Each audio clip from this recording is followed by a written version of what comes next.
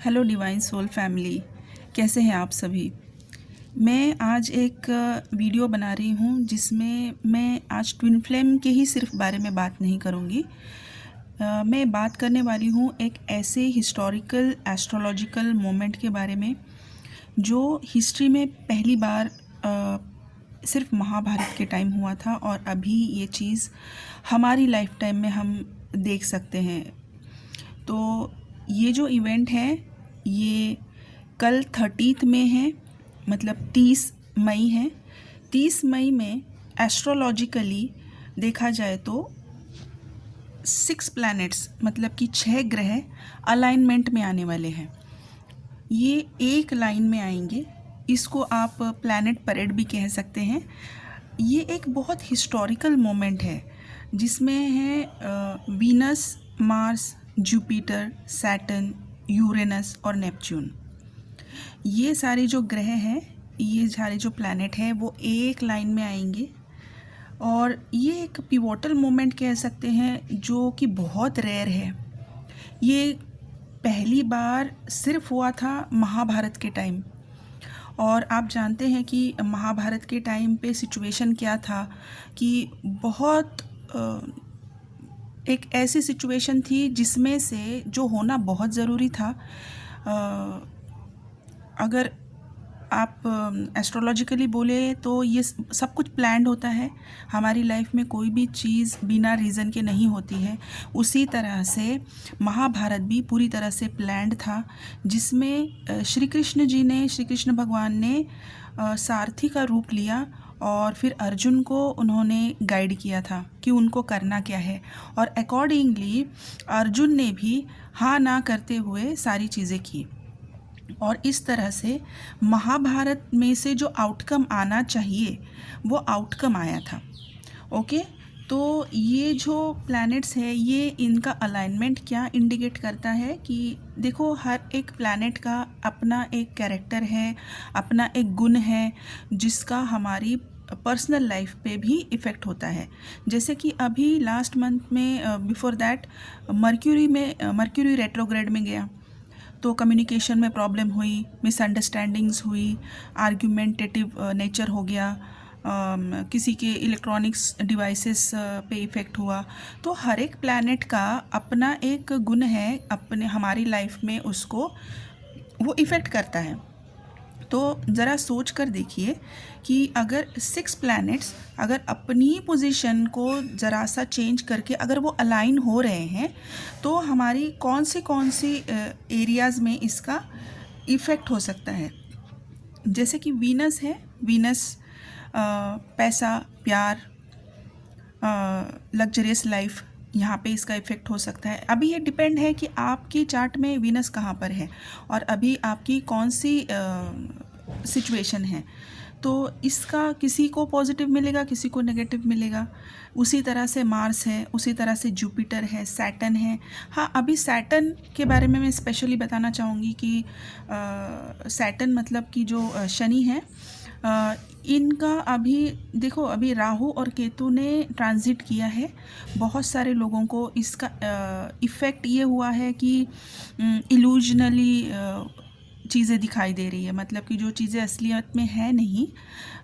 लोगों का thinking change हो गया है। इल्यूजनरी मतलब कि फॉर एग्ज़ाम्पल अगर मैंने अगर मेरे किसी कलीग से बात की है और हमारी तय हुआ है कि हम आज शाम को बात करेंगे, और जब मैं कॉल करती हूँ तब मेरे कलीग ने कॉल नहीं उठाई है, तो बस मैंने सोच लिया कि अच्छा, तो मतलब सुबह सारी बात हो गई, अपनी बात निकाल ली और अभी जब मुझे बात करनी है तब टाइम नहीं है। अभी तो बस ये अपनी फैमिली में है, अभी तो बस अपनी ज़िंदगी में मस्त है।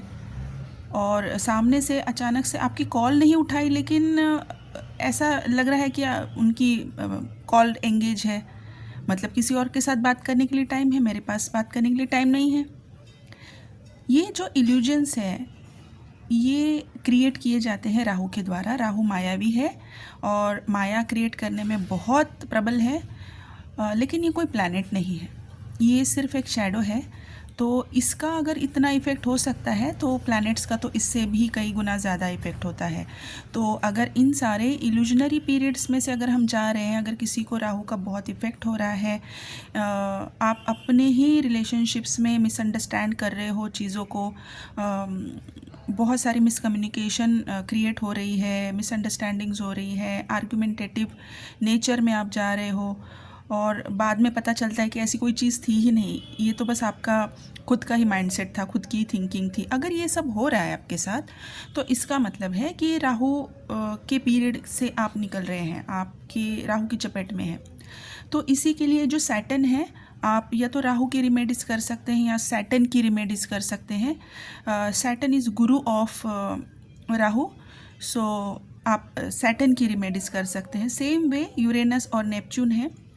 हर एक प्लैनेट का अगर अपना रोल है, तो अब करना क्या है, इतनी डिटेल में ना जाते हुए हम देखेंगे कि अब करना क्या है।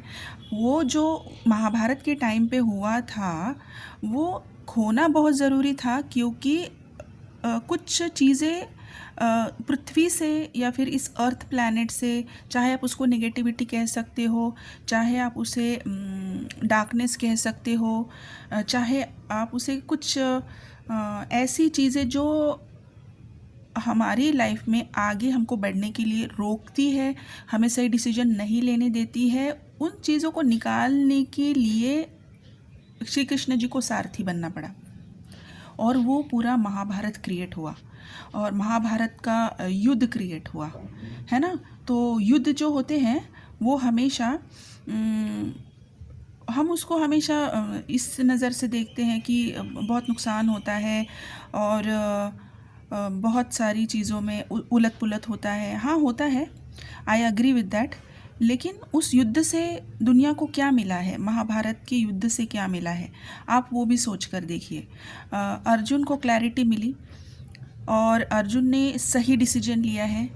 अर्जुन ने गॉड के गाइडेंस को अपनी लाइफ में एक्सेप्ट किया है और सिर्फ एक्सेप्ट नहीं किया, उसने इम्प्लीमेंट भी किया है। ये चीज़ें हमें इस इवेंट से याद रखनी है।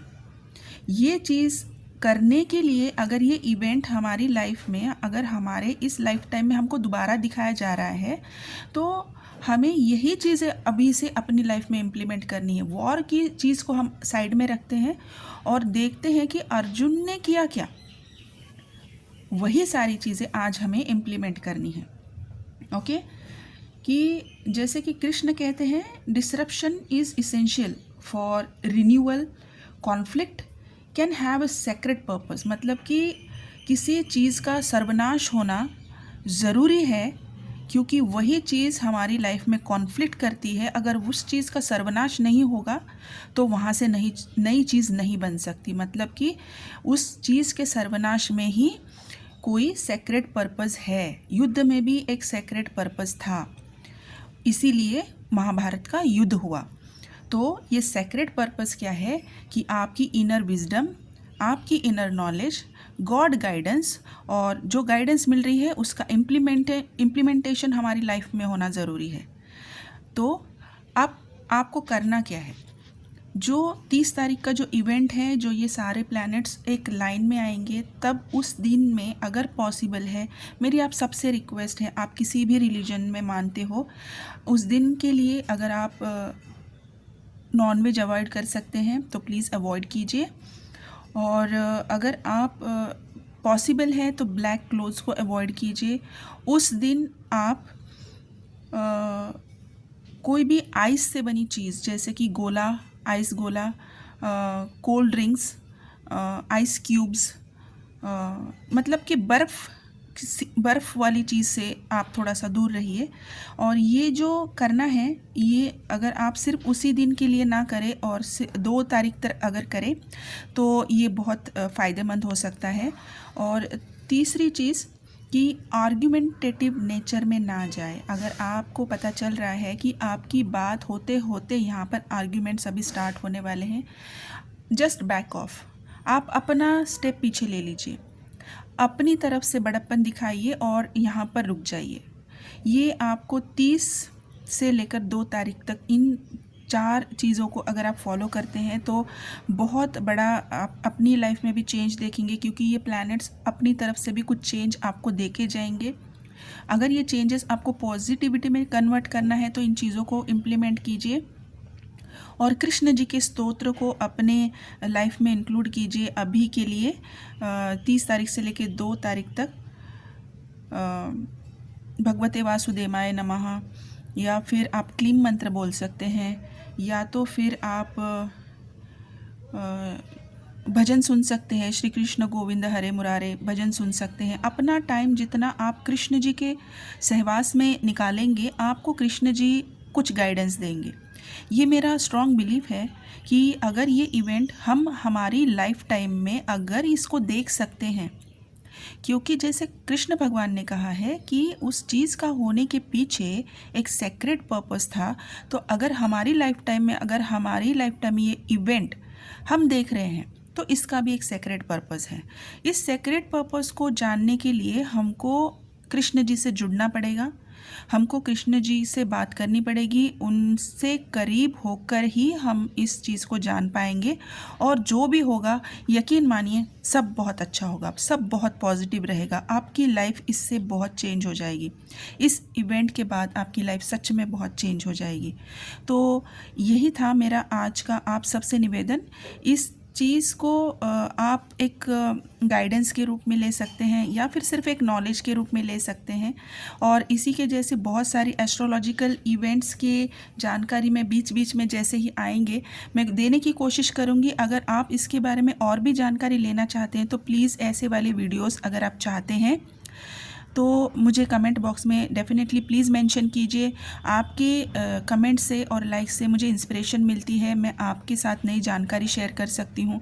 हो सकता है ये जानकारी किसी के काम आ जाए और उनकी लाइफ में वो कुछ चेंजेस करके अपनी लाइफस्टाइल को, अपनी लाइफ को, अपने हेल्थ इश्यूज़ को, अपनी लाइफ इश्यूज़ को रिसॉल्व करने में मैं अगर किसी की हेल्प कर सकती हूँ तो ये मेरे लिए बहुत सौभाग्य की बात होगी। तो मेरी आप सबसे विनती है कि इस चैनल को भी आप लाइक कीजिए, शेयर कीजिए और सब्सक्राइब कीजिए, और अपने विचारों को भी आप अपने कमेंट बॉक्स में डेफिनेटली मेंशन कीजिए। मैं हर कमेंट पढ़ती हूँ और हर कमेंट का मैं रिप्लाई भी देती हूँ। तो ठीक है, आप अपना ध्यान रखिए और इस इवेंट को अच्छी तरह से एंजॉय कीजिए, गॉड की प्रेजेंस में एंजॉय कीजिए, गॉड के प्रेजेंस को अपने आसपास फील कीजिए। Thank you.